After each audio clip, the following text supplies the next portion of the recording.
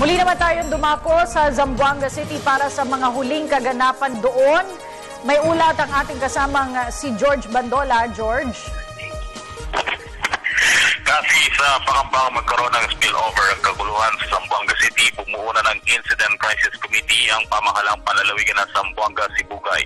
Mula sa Kapitolyo ng Ipil, Zamboanga, Sibugay, 178 kilometro na lamang layo ng Zamboanga City kung saan patuloy itong binabalot ang takot dahil sa ilang miyembro ng Moro National Liberation Front. At ang members na nagbigay ng reinforcement sa kanilang mga kasamahan sa Zamboanga City ay nanggaling dito sa Zamboanga, Sibugay sa pumuno ng isang Commander Brahman.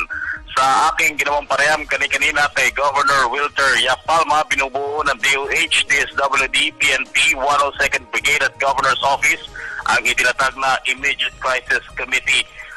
Bagamat pinakamalapit ang bayan ng Tungawan sa Zamboanga City, mas binabantayan pa rin nila itong bayan o itong capital ng Zamboanga, Sibugay na bayan ng Ipil. Bahagi ng Crisis Committee intervention, kinausap na ni Governor Palma ang mga imam at ulama na leader ng MNLF dito sa probinsya ng Zamboanga, Sibugay para himukin ang kanilang matauhan na huwag nang lumawak pa sa kaguluhan sa Zamboanga. Pero aminado ang gobernador na tensyonado ang kanyang lalawigan, pero sa mga oras ito ay nananatili pa naman ito tahimik dahil gwardyado na nga at nakapwesto na ang Crisis Committee. Mula sa Zamboanga, kasama si Eddie Arellano at Julius Masayon para sa Telebisyon ng Bayan, George Bandola. Maraming salamat, George Bandola.